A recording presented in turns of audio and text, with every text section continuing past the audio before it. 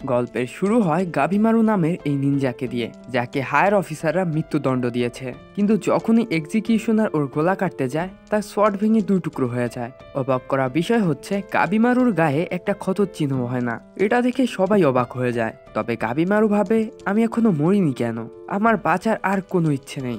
আমি আমার হাত দিয়ে অসংখ্য মানুষের প্রাণ নিয়েছি। আমার তো এতদিনে মরে যাওয়ার কথা ছিল, কিন্তু কেন? আমার সাথে এমনটা কেন হচ্ছে? গাবিমারুর জন্ম জাপানের ইবেগা কুরেন নামের একটি গ্রামে হয়েছিল, আর ছোটবেলা থেকেই ও শুধু অ্যাসাসিনেশন টেকনিক শিখেছে। নিনজা ট্রেনিং নেওয়ার সময় অনেকের জীবন চলে যায়, কিন্তু যেটা কমপ্লিট করতে পারে সে একটা সুপার হিউম্যান হয়ে যায়। সাগিরি নামের এই অফিসার যখন এটা জানতে পারে, ও বুঝে যায় যে ইবেগা কুরেন গ্রামের নিনজাদের কাছে নিজের শরীর দিয়ে সোয়ার্ড ভাঙা খুবই সহজ। পরের দিন অফিসাররা গাবিমারুকে আগুনে পুড়িয়ে মারার অর্ডার দেয়, কিন্তু তাদের এই চেষ্টা ফেল হয়ে যায়। গাবিমারু যখন জন্মেছিল তখন গ্রাম প্রধান ওর বাবা মাকে মেরে ওকে অ্যাডপ্ট করে নেয়। নিনজা হওয়ার পর গাবিমারু টাকার জন্য মানুষকে মারত।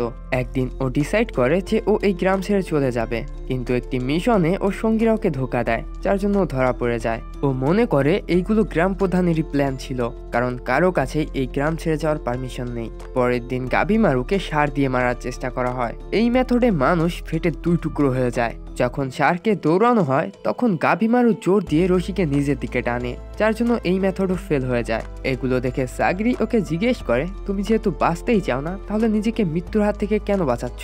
আর তুমি ওই গ্রামে বা কেন ছাড়তে চেয়েছিলে? উত্তরে গাবিমারু বলে, আমি আমার গ্রামে বেস্ট ছিলাম, এজন্য গ্রাম প্রধান আমাকে অনেক পছন্দ করত, তাই সে তার মেয়েকে আমার সাথে বিয়ে দেয়। কিন্তু আমি তার মেয়েকে একদমই পছন্দ করতাম না। সে আমার জীবন উলট পালট করে দিয়েছে। সে কথায় কথায় আমাকে জ্ঞান দিত, যেমন দিনে একবার প্রার্থনা করতে হবে, খাবার খাওয়ার আগে ঈশ্বরকে ধন্যবাদ জানাতে হবে, আরও ইত্যাদি ইত্যাদি। আমি ওর এই বিরক্তে গ্রাম ছাড়তে চেয়েছিলাম, তবে যাওয়ার আগে গ্রাম প্রধান আমাকে লাস্ট একটি মিশন দেয়, যেটা তার একটি প্ল্যান ছিল আমাকে ধরার জন্য। আমি এটাও জানতাম, আমি যদি ওইখান থেকে পালিয়েও যাই, তাহলে গ্রামের লোকরা আমার পিছু করবে। গ্রাম প্রধানের সাথে শত্রুতা করাই আমার সবচেয়ে বড় ভুল ছিল, তাই আমি হাল ছেড়ে দিয়েছি। রাতে এক অফিসার সাগরিকে ওয়ার্নিং দেয় যে আমার কথা মানো আর ওই লোকটা থেকে দূরে থাকো। তুমি জানো লোকেরা ওকে কি নামে ডাকে? গাবিমারু দা হলো। ওর মধ্যে কোনো ফিলিংস নেই। ওকে ধরার সময়ও ও আমাদের 20 জন লোককে প্রাণে মেরে ফেলেছে। আমি এমনটাও শুনেছি ও অমর হওয়ার জন্য সিংস্যাংকে ওর অমৃত খেয়েছে। যাই হোক, আমার কথা শোনো, ওর কাছ থেকে দূরে থেকো। কিন্তু সাকিরি এইটা বুঝতে পারছিল না যে ধরা পড়ার পরও একজন লোক 20 জন লোককে কেন মারবে। অন্যদিকে গাবিমারু মনে মনে ভাবছিল, ওই অফিসার ঠিকই বলেছে, আমি বাঁচার চেষ্টা কেন করছি? আমার তো আর বাঁচার কোনো ইচ্ছে নেই। অনেক হয়েছে, কালকে আমাকে মরতেই হবে। কিন্তু পরের দিন গরম তেলে জ্বালানোর পরও গাবিমারু বেঁচে যায়। এগুলো দেখে সাগিরি ডিসাইড করে যে ও গাবিমারুকে নিজের হাতে মারবে, কারণ ও অফিসারের সাথে সাথে ইয়ামাদা ক্ল্যানের এক্সিকিউশনারও। ইয়ামাদা ক্ল্যানের লোকেরা দুনিয়ার বেস্ট তলোয়ারবাজ। ওরা যে কোনো ক্রিমিনালকে এক চান্সে মেরে ফেলতে পারে। সাগিরির হাতে তলোয়ার দেখে গাবিমারু ওর গলা কাটা দেখতে পারে। মানে এই মেয়ে খুবই ভয়ঙ্কর। গাবিমারু ভয়ে ওর হাত করা ভেঙে ফেলে, কিন্তু পলকের মধ্যেই সাগিরির তলোয়ার ওর গলার কাছে চলে আসে। গাবিমারু সঙ্গে সঙ্গে ডজ করে, কিন্তু তারপরও ওর গলা কাটতে কাটতে বেঁচে যায়। সাগিরি তলোয়ারবাজিতে এতটা এক্সপার্ট যে ও এক ঝলকেই বুঝে যায় কে মরতে চায় আর কে বাঁচার প্রবল ইচ্ছা রাখে। ওর হিসেব অনুযায়ী গাবিমারু যে কোনো মূল্যে বাঁচতে চায়, কারণ সত্যি তো এটাই যে ও ওর বউকে অনেক ভালোবাসে আর ওর কাছে ফিরে যেতে চায়। কিন্তু গাবিমারু এটা মেনেই নিতে চায় না, কারণ ওর হিসেবে ও এখনো গাবিমারু দা হলো। তখনই আমাদেরকে একটা ফ্ল্যাশব্যাক দেখানো হয়, যেখানে গাবিমারুর বউ ওকে জড়িয়ে ধরে বলে, তুমি খুবই ভালো, তোমার মন খুবই পরিষ্কার, তুমি আমার মতো একটা কুৎসিত মেয়েকে নিজের করে নিয়েছো। আমি একটা সুখী জীবন চেয়েছিলাম, কিন্তু এটা শুনে আমার বাবা গরম রড দিয়ে আমার চেহারা পুড়িয়ে দেয়। কিন্তু তারপরও আমি হার মানব না, কারণ আমার সাথে তুমি আছো। কিন্তু গাবিমারু এগুলো ভুলতে চায়, কারণ ও শত চেষ্টা করলেও একজন ভালো মানুষ কখনোই হতে পারবে না। তখনই আমাদের দেখানো হয় গাবিমারু আসলে ওর বউয়ের সাথে শান্তিতে থাকতে চাইছিল। যখন ও এই কথা গ্রাম প্রধানকে জানায়, তখন গ্রাম প্রধান ওকে অফিসারদের হাতে ধরিয়ে দিয়ে ওর বউকে বন্দি করে রাখে, যেন ওদের স্বপ্ন কখনো পূরণ না হয়। তখন সাগিরি গাবিমারুকে এক্সিকিউশনস থেকে বাঁচার একটি উপায় বলে, আর এতে ওকে গভর্নমেন্টের একটা কাজ কাজ করতে হবে। যদি গাবিমারু এটা করতে পারে তাহলে ওকে ছেড়ে দেওয়া হবে। এরই সাথে ওকে শোগেনের প্রোটেকশনও দেওয়া হবে, ফলে ওকে আর ওর বউকে কেউ বিরক্ত করতে পারবে না। আর ওর মিশন হচ্ছে সিংশ্যাংকেও গিয়ে এলিক্সার অফ লাইফ আনতে হবে, যেটাকে লোকেরা জান্নাতও বলে। এর আগেও ওইখানে অনেককে পাঠানো হয়েছে, কিন্তু কেউ জীবিত ফেরেনি। যদি কিছু ফিরেছে তাহলে সেটা ছিল তাদের লাশ, যার মধ্যে অনেক ফুল ফুটেছিল। গভর্নমেন্ট অফিসিয়াল যখন এটা জানতে পারে তখন তারা বিশ্বাস করে যে এলিক্সার অফ লাইফ সত্যি আছে, আর সেটাকে পাওয়ার জন্য গভর্নমেন্ট অর্ডার দেয় ক্রিমিনালদের গ্রুপকে ওই আইল্যান্ডে পাঠানো হবে, আর যে এলিক্সার অফ লাইফ নিয়ে ফিরবে তার শাস্তি মাফ করে দেওয়া হবে। গাবিমারুর বউ ইভেগাকুরেন গ্রামে ওর অপেক্ষা করছে। যদি গাবিমারু ওর স্বপ্ন পূরণ করতে চায় তাহলে ওকে এই মিশন অ্যাকসেপ্ট করতে হবে। কিন্তু এই গন্ডার বাচ্চা গাবিমারুকে প্রাণে মারতে চায়। ও গাবিমারুকে ছাড়ার জন্য বারণ করে দেয়। গাবিমারু গভর্নমেন্টের মিশন অ্যাকসেপ্ট করে, আর এই নমুনাদের ঠিকানায় পাঠানোর জন্য অ্যাসাইটিক ব্লেড নামের একটা নিনজা টেকনিক ব্যবহার করে। এরপর আমাদের সাকিরির ব্যাক স্টোরি দেখানো হয়। একদিন সাকিরির বাবা, যে একজন এক্সিকিউশনার ছিল, তাকে একটি স্টোরি টেলারকে প্রাণে মারতে বলা হয়। সাকিরির বাবা ওই স্টোরি টেলারের গলা এত সূক্ষ্মভাবে কাটে যে ওই স্টোরি টেলার টেরও পায় না, তাই সে তার স্টোরি কমপ্লিট করার পর মারা যায়। সাকিরিও ওইগুলো দেখছিল, তাই ও ডিসাইড করে ও ওর বাবার মতো একজন স্কিল্ড এক্সিকিউশনার হবে। কিছু বছর পর সাকিরি যখন বড় হয়ে একজন এক্সিকিউশনার হয় তখন ওকে একটি ক্রিমিনালের গলা কাটতে বলা হয়, কিন্তু ওর গলা কাটার পর সাকিরির চেহারায় আতঙ্ক স্পষ্ট দেখা যাচ্ছিল। ও দেখতে পারে মৃত লাশ ও শৈলের সাথে লেগে আছে।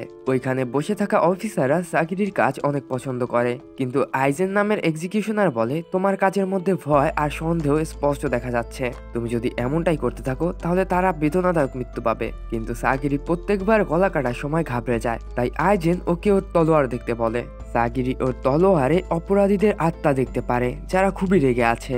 সাকিরি বুঝতে পারে না কিভাবে ও ওর ভয়কে দূর করবে। নিজের বাবার মতো মহান এক্সিকিউশনার কিভাবে হবে। এরপর আমরা প্রেজেন্ট টাইমে পৌঁছাই, যেখানে গ্রামের শোগান, তার সামুরাই, সব এক্সিকিউশনার্স আর ক্রিমিনালদের একসাথে দেখানো হয়। সাকিরিও ওইখানে দাঁড়িয়ে একটি বই পড়ছিল, যেখানে লেখা ছিল ওই ক্রিমিনালগুলো কাকে কাকে খুন করেছে।